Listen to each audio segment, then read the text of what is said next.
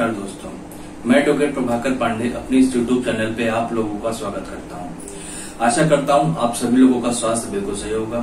दोस्तों, हम लोगों ने सेक्शन 164 को कवर कर लिया बैरेट से। हम लोगों ने अपने प्रीवियस 2 वीडियोस में हम लोगों ने कन्फेशन के पार्ट को देखा था बैरेट से और स्टेटमेंट के पार्ट को देखा था बैरेट से। अब सेक्शन 164 के जो अदर वेरियस एस्पेक्ट्स हैं उन सबको कवर करना है। आज के हम लोग अपने इस वीडियो में उसी पार्ट को कवर करेंगे। वीडियो को स्टार्ट करने से पहले जो लोग भी मेरे चैनल पे अभी नए हैं, चैनल को लाइक करिए, शेयर करिए, सब्सक्राइब करिए। जो भी इंपॉर्टेंट टॉपिक्स हम डिस्कस करते हैं वो आप तक जरूर पहुंचे। दोस्तों, हम लोगों ने सेक्शन 164 को बैरेट से कवर कर लिया था। आई होप उसमें किसी भी तरीके का कोई डाउट नहीं होगा। अगर आप चाहें तो मेरे चैनल पे जाकर के उन वीडियोस को देख सकते हैं। अब हम लोगों को सेक्शन 164 को इंटरव्यू के पॉइंट ऑफ व्यू से समझना है, क्योंकि इंटरव्यू में कौन से क्वेश्चन पूछे जाते हैं हमें उन पे फोकस करना है। एंड जैसा कि मैंने आप लोगों से पहले भी कहा है कि ये section one of the most important section है सीआरपीसी का। इससे जो क्वेश्चन है वो आता ही आता है, प्रीलिम्स में भी आता है, मेंस में भी आता है और इंटरव्यू में भी आता है।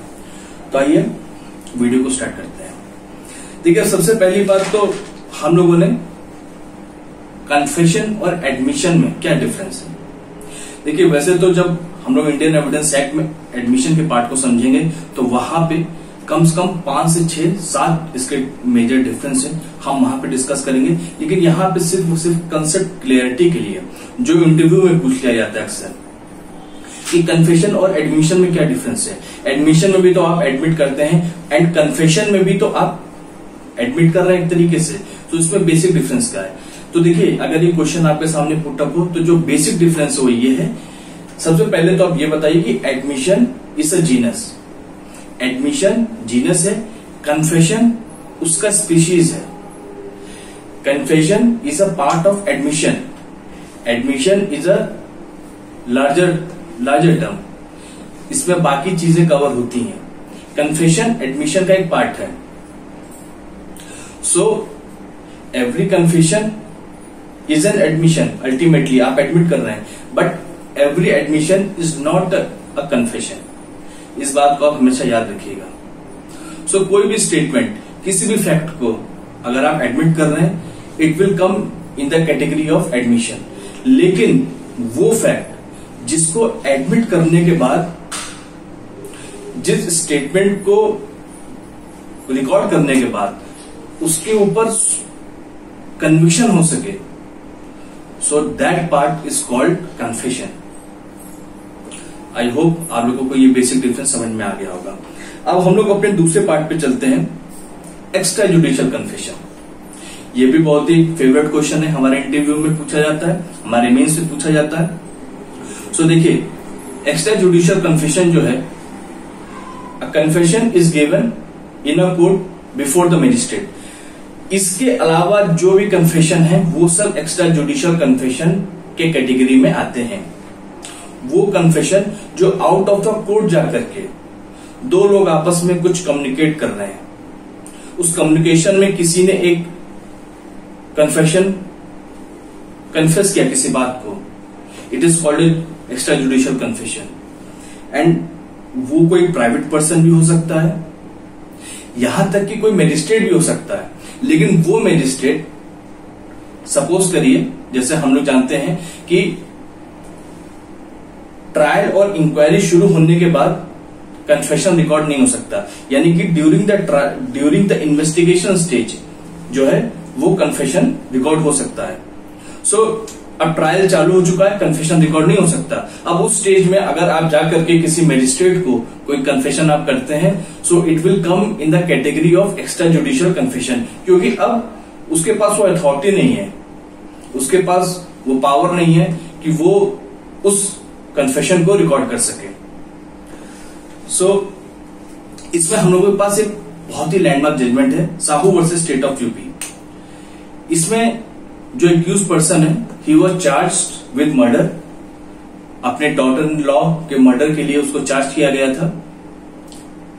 इसमें ये था कि जब वो अपने घर से निकल रहा था, सो उसने किसी से कुछ नहीं कहा, सिर्फ और सिर्फ जैसे नॉर्मली हम अपने आप से बात करते हैं, तो उस एक्यूज्ड पर्सन का अपने डॉटर इन लॉ से बहुत झगड़ा होता था।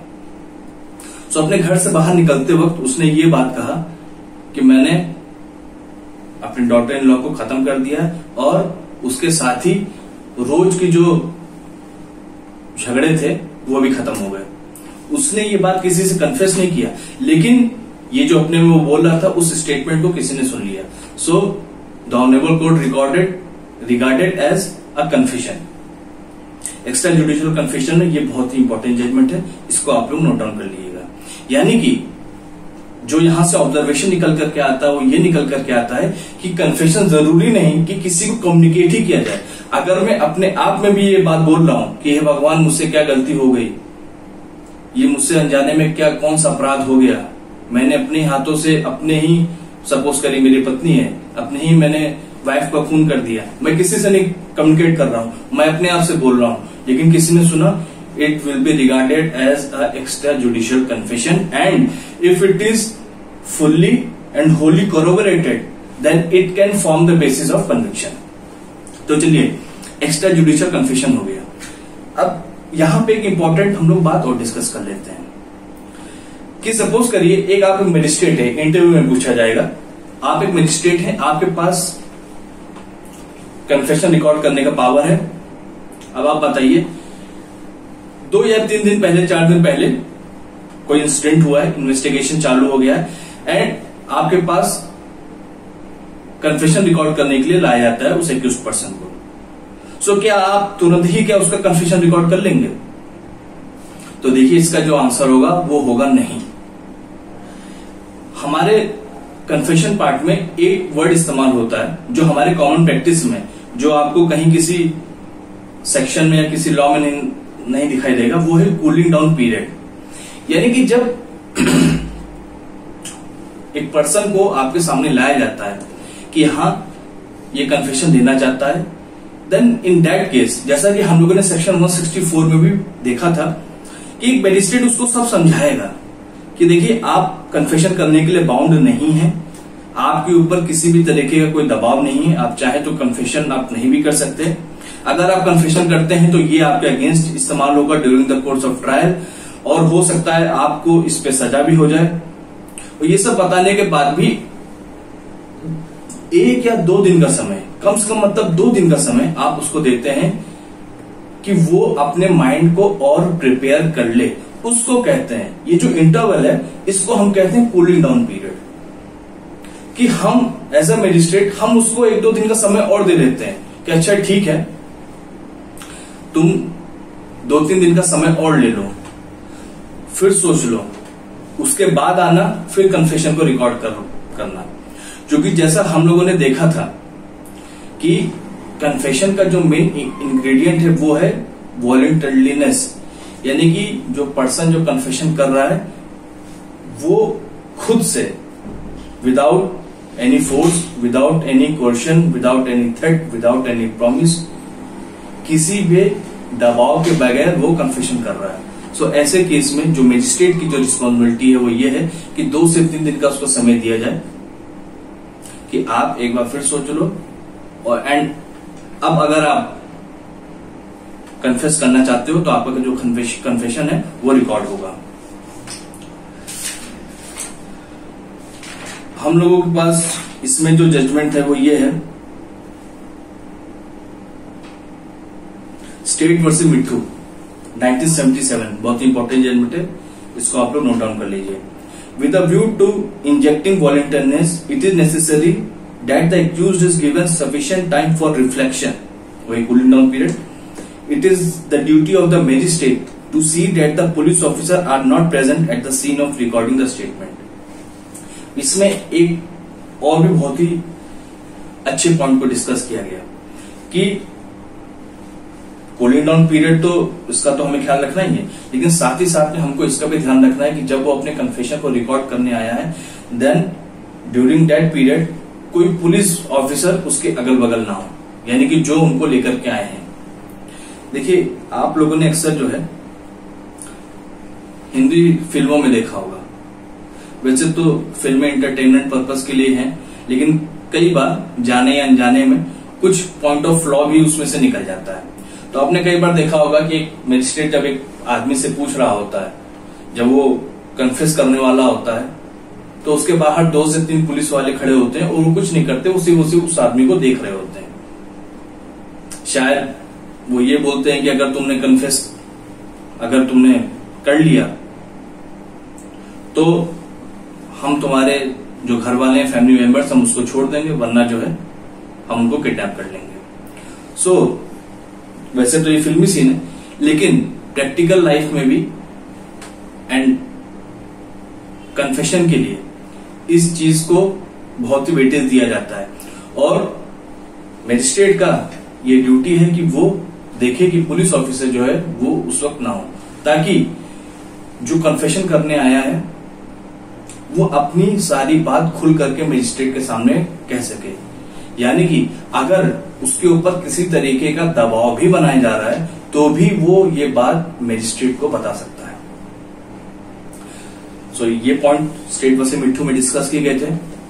आई होप इसमें आपको कोई डाउट नहीं होगा। अब हम अपने एक इंपॉर्टेंट टॉपिक को और डिस्कस करते हैं, रिट्रैक्टेड कन्फेशन। रिट्रैक्शन का मतलब क्या है? वापस लेना, वापस खींच लेना। यानी कि 164 में स्टेटमेंट रिकॉर्ड हुआ एंड अक्सर ज्यादातर ऐसा हो जाता है कि ट्रायल कोर्ट में ड्यूरिंग द ट्रायल जो पर्सन है जिसने अपना कन्फेशन रिकॉर्ड कराया था वो जाकर के मुकर जाता है कि नहीं साहब, या वो अपने कन्फेशन से बदल जाता है। जो कन्फेशन रिकॉर्ड कराया था वो जो स्टेटमेंट जो during the course of trial जो जज के सामने देता है उसमें कॉन्ट्रडिक्शन आ जाता है, या वो वापस खींच लेता है कि नहीं, जबरदस्ती मैंने एंड प्रेशर में आकर के मैंने वो कन्फेशन किया था। ऐसे केस में इसका एविडेंटरी वैल्यू क्या होगा? अब जो ये रिट्रैक्शन है, इसने जो कन्फेशन को रिट्रैक्ट कर लिया, इसका एविडेंटरी वैल्यू क्या है? क्या हम इसको पूरा गलत मान लेंगे? तो देखिए ऐसा नहीं है। अब हमें ये देखना है कि जो रिट्रैक्टेड जो कन्फेशन है हमें उसे कोरोबोरेट करके देखना है। अगर वो दूसरे एविडेंस के साथ फुली कोरोबोरेट हो रहा है, 161 के स्टेटमेंट के साथ, 313 during the course of trial उस स्टेटमेंट के साथ, एंड अदर विटनेसेस जिन्होंने अपने स्टेटमेंट दिया है, अदर एविडेंसेस जो कोर्ट के सामने रखा गया है, इन सबके साथ अगर एक रिट्रैक्टेड कन्फेशन कोरोबोरेट हो रहा है, then in that case a conviction can be based on retracted confession. Retracted confession में एक चीज और है। सपोज करिए एक पर्सन है ड्यूरिंग 164, उसने अगर कोई एक्यूज के बिहाफ पे अगर कोई कन्फेशन किया, देन इन दैट केस वो रिट्रैक्शन कर जाता है। लेकिन इसके बाद भी सेक्शन 30 इंडियन एविडेंस एक्ट ये हमें बोलता है कि it can be used against को एक्यूज्ड दैट रिट्रैक्टेड कन्फेशन। लेकिन इसमें फिर से वही बात है, द लॉ ऑफ प्रूडेंस, हमें कोरोबोरेट करके देखना है। अगर कोरोबोरेशन हो रहा है, कोर्ट इज फुली सेटिस्फाइड कि नहीं, आप रिट्रैक्ट तो कर रहे हो लेकिन जो आपने कन्फेशन दिया वो फुली कोरोबोरेट हो रहा है, जो स्टेटमेंट्स रिकॉर्ड किए गए, जो हमारे पास विटनेसेस हैं, जो एविडेंसेस हैं, वो कहीं पर भी किसी में कोई कॉन्ट्राडिक्शन नहीं है, they are fully corroborated. In that case it can form the basis of conviction. हम लोगों ने रिट्रैक्टेड कन्फेशन को देखा, एक्स्ट्रा जुडिशियल कन्फेशन को देखा, कूलिंग डाउन पीरियड को देखा। एक जजमेंट और है, इसको भी देख लेते हैं। हेमचंद नायक वर्सेस स्टेट ऑफ आसाम, ये है हमारा आपका 1989 गुवाहाटी हाई कोर्ट। इसमें यह बात बोला गया था, मैं आपको पढ़ के बता दे रहा हूं, फिर एक्सप्लेन करता हूं।